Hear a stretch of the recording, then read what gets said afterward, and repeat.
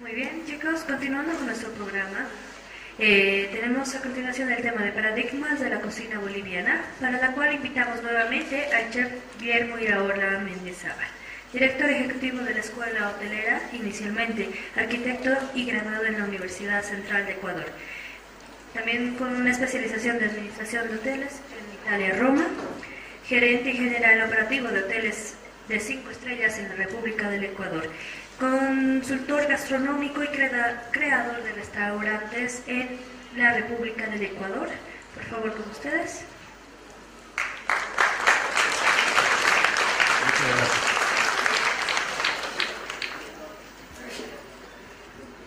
Bueno, en realidad quise preparar un poco este tema para ustedes por la importancia que reviste justamente esta discusión que se ha iniciado, esta curiosidad que ustedes han tenido de poder aclarar algunos temas sobre la cultura, su influencia en lo que estamos haciendo y tener una mejor comprensión acerca de todos estos elementos. Los paradigmas de la cocina boliviana son, en definitiva, algunos aspectos fundamentales que deberíamos tomar en cuenta para construir un mejor entendimiento de lo que estamos haciendo y hacia dónde vamos. Espero que ser lo más objetivo en este tema, porque también hay poco tiempo. Bueno, el siguiente, por favor. Vamos a definir qué es un paradigma. Dice, los paradigmas son las formas de pensamiento y conducta estandarizadas por las cuales nos conducimos en la vida y que determinan la forma en que entendemos el mundo y resolvemos nuestros problemas. En realidad, es un modelo. Es un modelo que todos seguimos y que todos actuamos de una manera que no nos damos cuenta que estamos siendo influenciados por un concepto, por una norma, por un elemento que hace que a veces pensemos que eso es lo que es razonable, eso es lo que es justo y creemos que no existe ninguna otra posibilidad hacia adelante. Entonces un paradigma debemos tomarlo como un modelo. Vamos a la siguiente, por favor. Aquí hay algunos ejemplos de paradigmas para que se entienda mejor este concepto.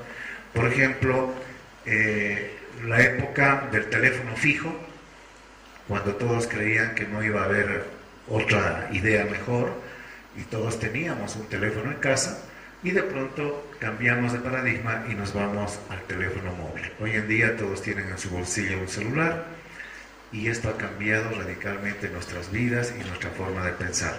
Quizás muchos de ustedes ya nacieron con el celular en la mano y otros todavía han conocido esa transición del teléfono fijo al celular, por ejemplo yo. Y evidentemente es un cambio radical, porque antes buscábamos de dónde llamar por teléfono, en cambio ahora sacamos del bolsillo el teléfono y podemos comunicarnos no solamente en la ciudad, sino a todas partes del mundo. El tema del cabello largo, hablando de la cocina, por ejemplo, en la escuela les exigimos que lleven el pelo recogido, pero hace 25 o 30 años atrás hablábamos de tener el pelo, en el caso de los varones, corto. Hemos tenido que ir cediendo, hemos cambiado de paradigma y hemos dicho, bueno, lo pueden llevar largo, pero el rato de entrar al taller de cocina, amárrenselo. Sin embargo, podemos ver en la televisión hoy en día de que muchos cocineros en el mundo van y quieren cocinar con el pelo largo. Y decimos, los que vivimos en el paradigma anterior, que esta gente no ha entendido el tema de la higiene en la cocina. Y se les cae un pelo en el plato y para ellos no es ningún problema. Hay un cierto aire de liberalidad para muchas personas y evidentemente hay un choque que se tiene que resolver seguramente con nuevos paradigmas. El uniforme blanco.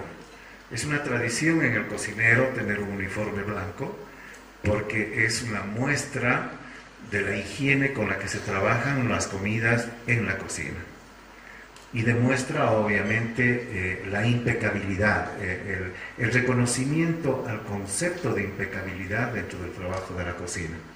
Vamos a ver más adelante cómo ha sido ese concepto.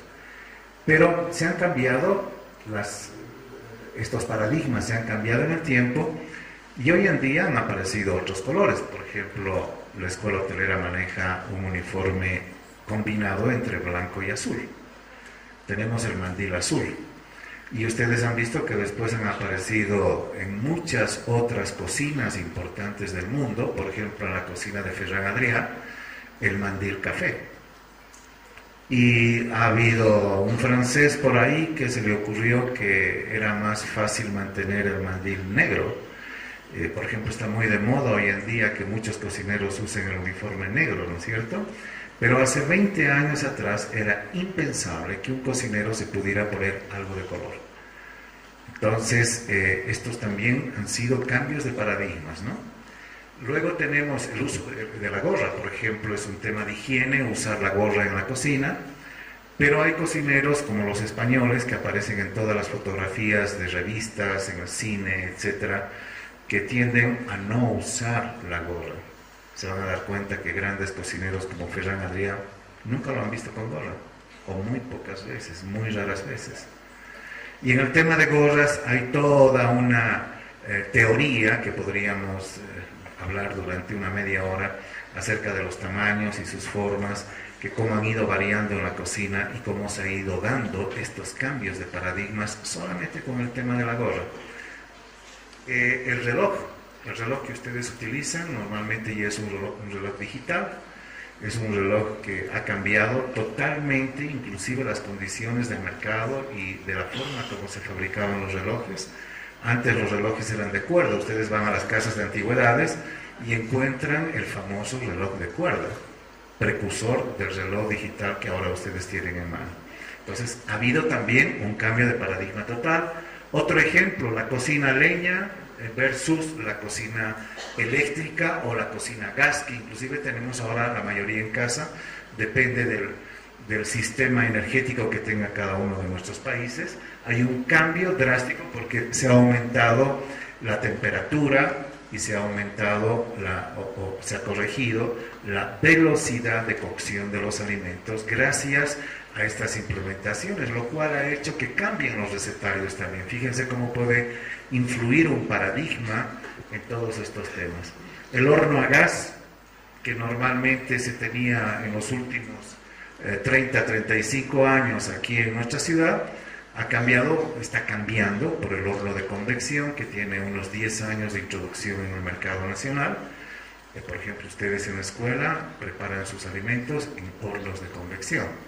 Y de aquí a 5 años, cuando ustedes estén trabajando profesionalmente, seguramente los restaurantes y hoteles donde vayan ustedes van a tener todos hornos de convección, porque la tecnología obviamente está imponiendo nuevas formas de cocción, está mejorando las texturas, mejorando la calidad del producto que nosotros obtenemos, y esto se está conectando a su vez con otros temas como el de la cocina al vacío, la recuperación de los productos que hemos congelado, etcétera, que vamos a ir viéndolo un poco más adelante.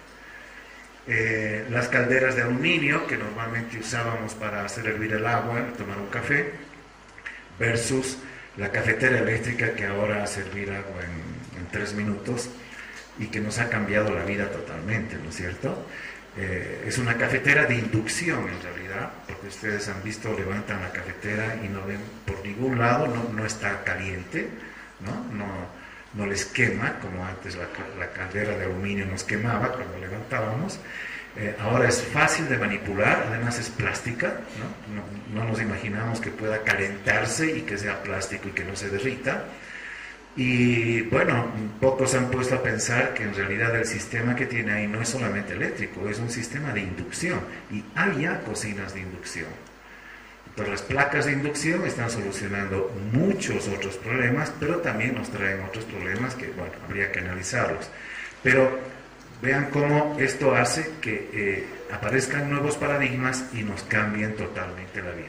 El café que normalmente lo tomamos pasado, todavía muchos de ustedes lo toman como un café pasado, el de esencia, pero ya tenemos la invasión de los últimos 4 o 5 años en nuestra ciudad del café expreso hecho en máquina. Ya estamos hablando del barista. Ha aparecido una nueva profesión, el barista, ¿no es cierto?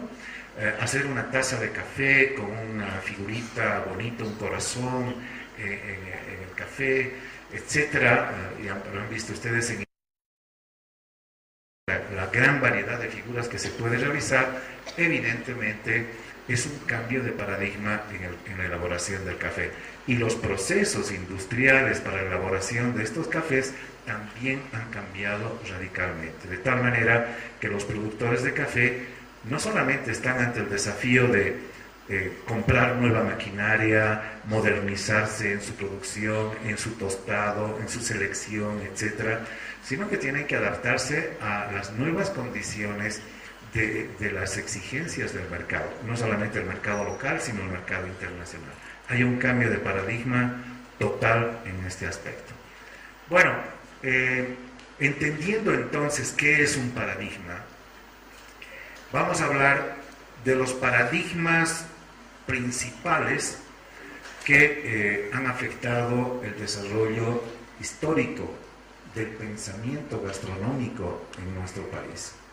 Yo he seleccionado algunos puntos que he creído que son los más importantes.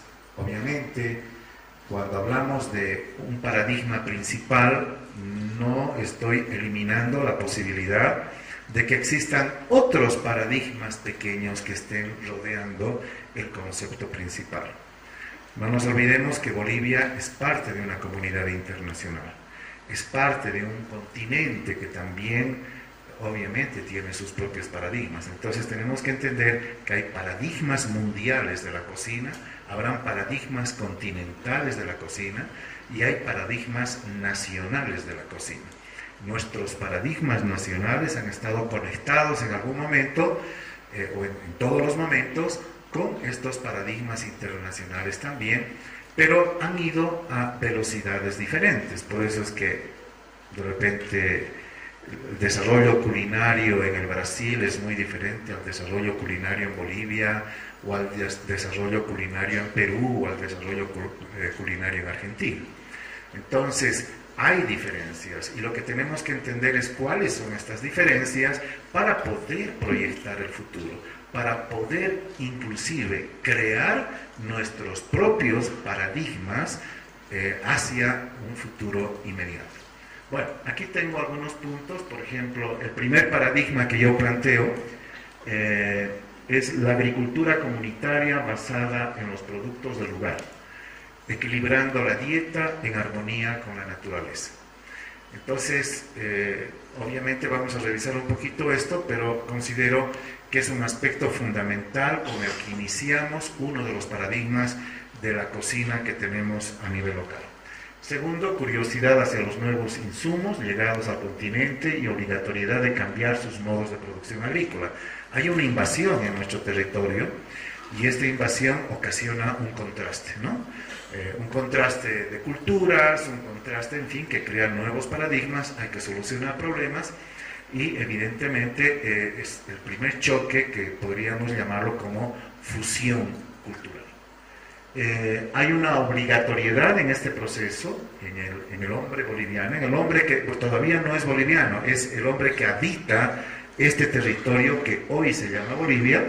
Hay una obligatoriedad de asumir una nueva religión que impuso un calendario festivo gastronómico. Imagínense, ustedes son cristianos, católicos, evangélicos, en fin, la profesión que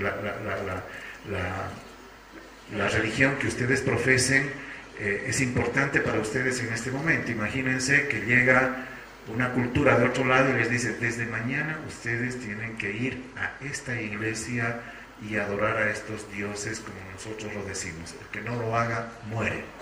Imagínense, es un choque cultural brutal, ¿no es cierto? Y entonces, este también es un paradigma que ha afectado a nuestra culinaria.